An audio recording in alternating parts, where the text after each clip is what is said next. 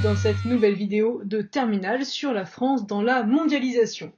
Alors la France cherche toujours à affirmer sa place sur la scène mondiale, mettant en valeur ses atouts culturels en particulier. Néanmoins, le rayonnement international de la France est différencié et son territoire reste très inégalement intégré dans la mondialisation. La problématique de cette vidéo est donc la suivante: comment la France s'intègre-t-elle dans la mondialisation ? Pour commencer, on va voir que le rayonnement international de la France est différencié. Tout d'abord, la France, c'est la plus petite des grandes puissances, comme on dit souvent. Elle a une influence géopolitique mondiale qui est forte, mais qui est aujourd'hui en recul. Comme on peut le lire sur le texte ci-contre, elle est membre fondateur de l'Union européenne, elle en constitue d'ailleurs le moteur avec l'Allemagne, elle possède un siège permanent au Conseil de sécurité de l'ONU, est présente dans de grandes instances internationales comme le G7, abrite aussi l'UNESCO, et puis elle dispose du 3e réseau d'ambassades au monde derrière la Chine et les États-Unis. C'est donc une puissance encore politique et diplomatique, même si celle-ci est en recul. Si plusieurs pays africains n'accueillent pas d'ambassade, les relations de la France avec le continent sont importantes, à tel point que certains parlent du maintien d'une forme de néocolonialisme.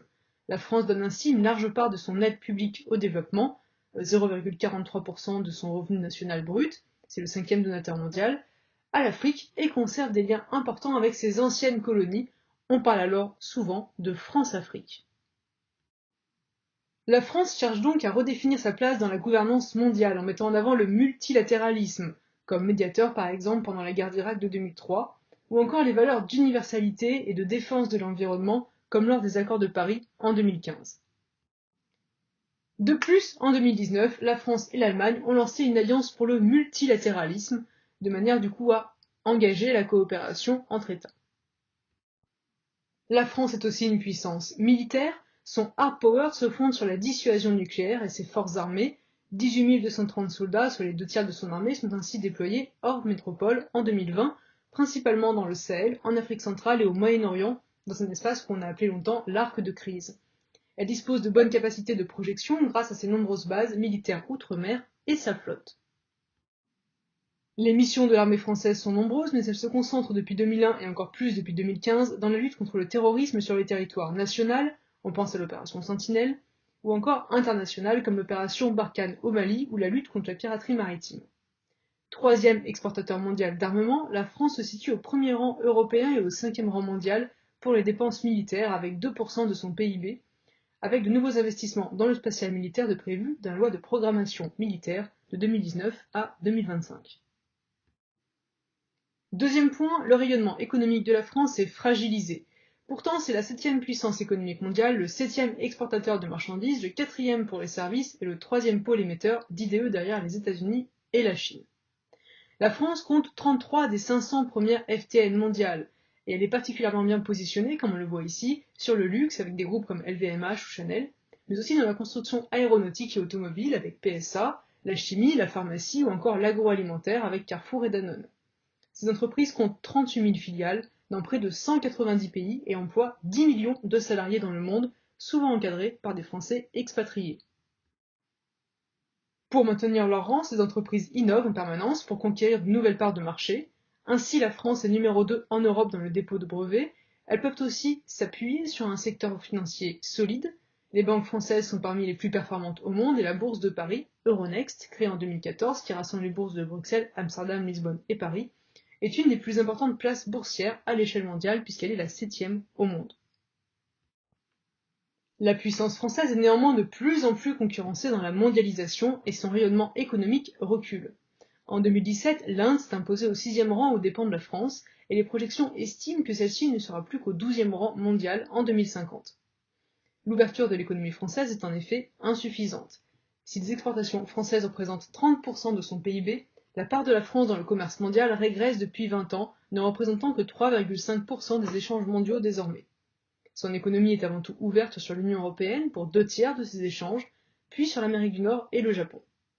Elle peine ainsi à s'ouvrir aux marchés émergents malgré des délocalisations nombreuses en Asie orientale et en Afrique du Nord au début des années 2000. Dépendante de l'étranger pour ses approvisionnements en hydrocarbures, sa balance commerciale est largement déficitaire. Son économie est aussi vulnérable aux fluctuations des cours du pétrole.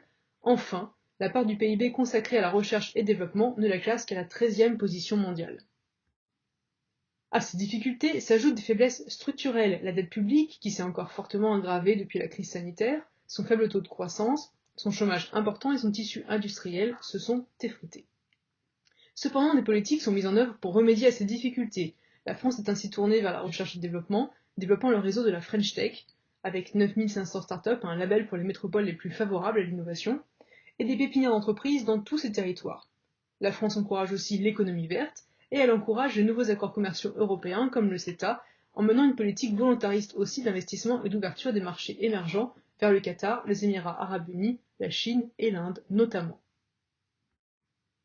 Troisième point, la culture qui reste le levier du rayonnement de la France, puisque, comme le dit Philippe Lannes ici, l'influence internationale de la France est sans commune mesure avec son poids économique et démographique.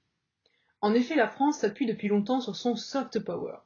Promouvant l'universalité des droits de l'homme de 1789, la renommée du pays s'appuie sur un patrimoine culturel très riche, avec de nombreux prix Nobel de littérature, le cinéma, on parle de la nouvelle vague française, la musique, la peinture ou encore l'architecture.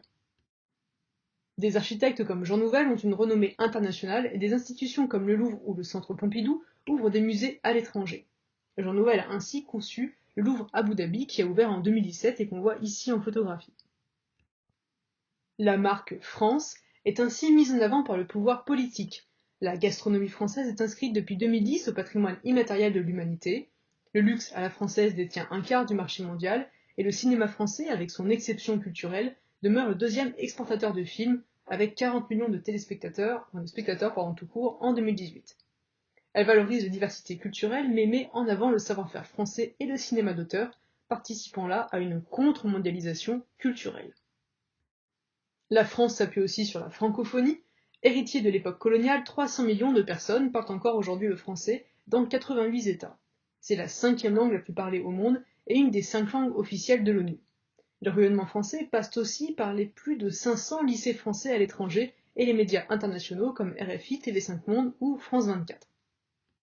Enfin, il faut souligner le rôle des Alliances françaises, des lieux culturels et vitrines de la France et de l'Institut français créé en 2011 qui veille à la diffusion de la langue et des savoirs français. Néanmoins, sur ce terrain, la France subit une forte concurrence des autres puissances, de la Chine et de la Russie en particulier. Deuxième partie, si la France a un rayonnement inégal, elle a en tout cas un territoire attractif. La France est un espace au cœur des mobilités. 180 millions de passagers et 2,6 millions de tonnes de fret transitent par ces aéroports chaque année. Même s'ils ne font pas partie du top 20 mondial, les ports de commerce du Havre et de Marseille restent des plateformes importantes. Du côté des voies de communication, l'axe Paris-Lyon-Marseille, connecté aux pays voisins, reste un axe structurant du trafic européen. Façonnée par des vagues successives d'immigration et faisant partie de l'espace Schengen, elle est un pays récepteur des flux migratoires, mais elle est surtout un espace de transit, avec seulement 11% d'étrangers dans la population française. Cette population immigrée se concentre surtout dans les principales aires urbaines et en région parisienne. En revanche, la France est une destination privilégiée des étudiants étrangers, en particulier grâce au programme Erasmus, mais pas seulement. En 3e position mondiale derrière les États-Unis et le Royaume-Uni, on y retrouve 344 000 étudiants étrangers, dont près de la moitié viennent d'Afrique. Mais la France est aussi une terre de départ, avec 2,6 millions de Français qui vivent outre-mer et 2,5 millions d'expatriés, avec la moitié en Europe. Détenant souvent des emplois qualifiés, ils exportent une image positive du pays et participent à son rayonnement économique. À cela s'ajoute, comme on le voit aussi, une part croissante de retraités qui vont s'installer à l'étranger. Enfin, la France est une destination touristique majeure. Première destination touristique au monde, elle a accueilli 90 millions de touristes internationaux, dont 2 tiers d'Européens en 2018. Bénéficiant de sa position de carrefour en Europe, on compte un nombre important de touristes en transit. S'appuyant sur des paysages variés, les façades littorales, les massifs montagneux, les villes, et de richesses patrimoniales et culturelles, la France attire. Néanmoins, la géographie du tourisme étranger est très sélective, puisqu'ils ne vont que dans quelques lieux très choisis, comme Paris Intramuros ou les grandes stations intégrées prestigieuses des Alpes. Deuxième facteur d'attractivité, le rôle des investissements étrangers. En effet, la France est le 5e pays le plus attractif au monde pour les IDE. Ces atouts sont une main-d'œuvre bien formée, la productivité horaire du travail, la qualité de ses infrastructures, son accessibilité avec des hubs importants, le bas coût de l'énergie, il faut penser ici au rôle du nucléaire, un bassin de consommation national et européen, le potentiel de financement des entreprises, la dynamique de création d'entreprises, de start-up ou de la French Tech, et enfin la qualité de sa recherche. Les capitaux étrangers sont présents dans les plus grandes entreprises françaises. En 2019, ils détiennent ainsi 45% du capital des entreprises du CAC 40. Les entreprises étrangères prennent parfois le contrôle d'entreprises françaises, de sorte qu'en 2014, le secteur énergie d'Alstom est devenu américain avec General Electric. Le Club Med, le Louvre, Hotel Group sont passés sous pavillon chinois en 2015. Les fonds d'État étrangers de Norvège, du Golfe arabo-persique ou encore d'Asie privilégient quant à eux 3 types d'investissements, la dette publique, l'immobilier de luxe et les entreprises. Au final, la France a enregistré 1027 projets d'investissement internationaux créateurs d'emplois en 2018. Elle bénéficie en fait d'un effet Brexit. Le nombre d'investissements directs au Royaume-Uni ayant baissé, l'Allemagne est pénalisée quant à elle par le plein emploi qui conduit à une pénurie de main-d'œuvre et à une augmentation des salaires. En France, les filiales d'entreprises étrangères emploient plus de 11% des salariés, dont 37% dans le secteur industriel et 30% dans le commerce, et assure plus de 30% des exportations du pays en générant 20% de la recherche et développement et du chiffre d'affaires de l'économie française. Ces investissements bénéficient avant tout aux régions Hauts-de-France, Grand Est et Auvergne-Rhône-Alpes avec 45% des investissements à L3, mais aussi à la Côte d'Azur où on trouve notamment le technopole de Sofia Antipolis qu'on voit ici. Troisième élément qui favorise l'attractivité du territoire français, c'est le rôle des pouvoirs publics qui interviennent à différents niveaux pour favoriser l'insertion du territoire national dans la mondialisation, et ce, même si le millefeuille administratif entraîne des lenteurs et des blocages, il s'efforce malgré tout de favoriser l'innovation et le développement territorial. L'État encourage ainsi les pôles de compétitivité relancés en 2019. On en dénombre 56, dont l'Aerospace Valley à Toulouse, Lyon Biopôle ou encore Minalogique à Grenoble. Il dispose aussi d'établissements publics comme Campus France, chargés de la promotion de l'enseignement supérieur français à l'étranger et de l'accueil des étudiants et chercheurs étrangers en France. Cependant, l'État doit composer avec les collectivités territoriales, en témoignent les débats qui animent la création du Grand Paris et autour des ambitions de la région Île-de-France. La région souhaite ainsi tendre vers une écorégion en réduisant les écarts entre les territoires avec le choix d'une urbanisation plus concentrée, en améliorant la qualité de l'eau et de l'air et une évolution des pratiques agricoles vers plus de diversité, là où l'État veut favoriser la croissance régionale et attirer une population active, et s'entraîne notamment des projets très concurrents du point de vue des mobilités dans le Grand Paris, comme on voit ici.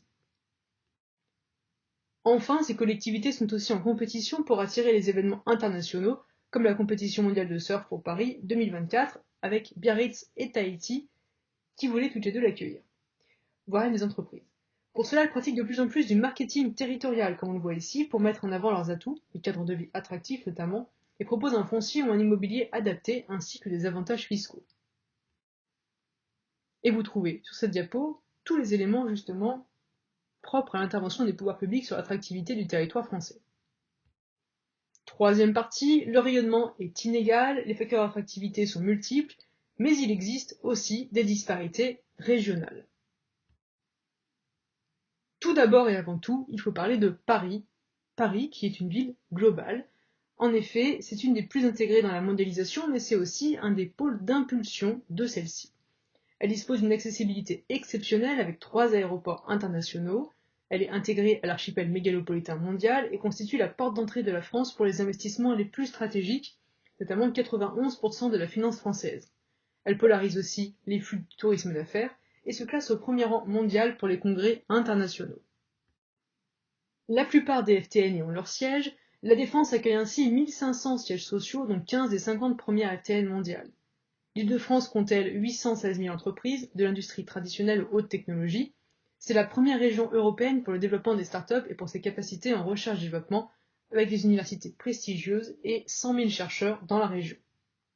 L'attractivité exceptionnelle parisienne s'explique par une centralisation ancienne qui en fait une capitale politique. On y trouve l'Élysée, Matignon, le Palais Bourbon, les Tuileries, mais aussi diplomatique puisqu'on y trouve de très nombreuses ambassades, le siège de l'UNESCO ou encore de l'OCDE, ainsi que beaucoup d'attractivités, comme on l'a dit, économiques et culturelles, et donc la ville combine le soft et le hard power. La capitale est aussi le premier pôle touristique français, avec 50 millions de visiteurs étrangers par an, pour le patrimoine bâti, les musées, les lieux de spectacle ou encore le sport. C'est une des capitales mondiales du luxe, et elle concentre les universités et les grandes écoles de renommée internationale, comme Sciences Po, la Sorbonne ou encore l'École supérieure de commerce de Paris. On y trouve ainsi la plus grande concentration d'étudiants d'Europe, dont 20% d'étudiants étrangers. Et enfin, c'est aussi un pôle médiatique majeur. Paris est très intégrée, mais elle n'est pas la seule ville de France qui est intégrée à la mondialisation.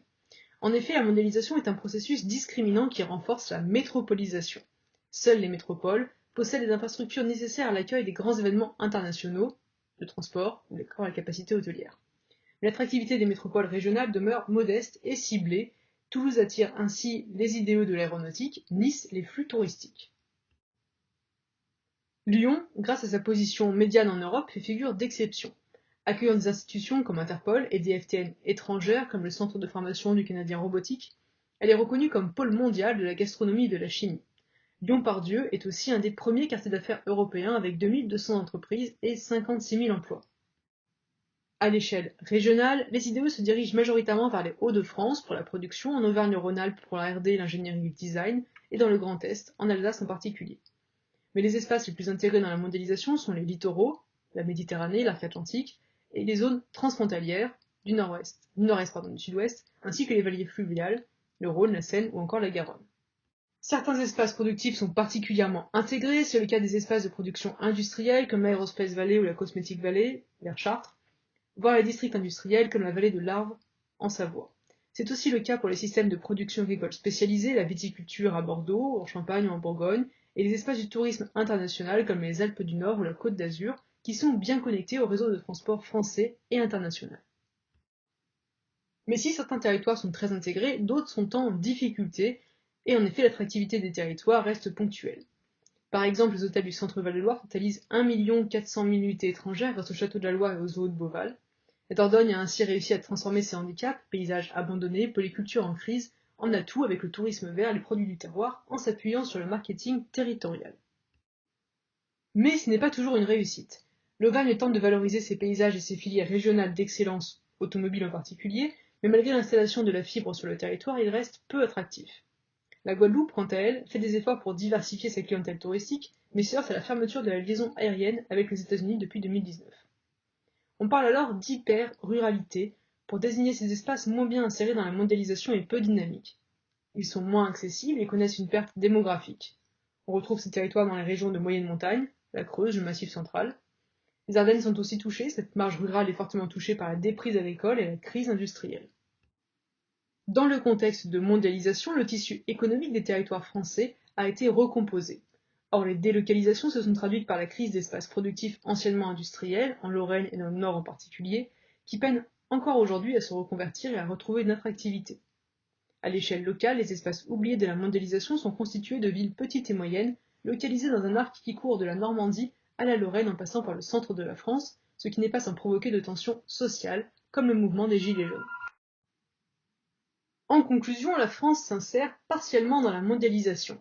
Si certains territoires sont particulièrement bien intégrés, d'autres restent à la marge, malgré des politiques volontaristes menées par les pouvoirs publics, à l'image de notre ancien ministre du Développement productif, Arnaud Montebourg, qu'on voit ici. À l'image de la mondialisation à l'échelle planétaire, celle-ci est discriminante et entraîne une hiérarchisation des territoires qui génère des inégalités et des crises à toutes les échelles.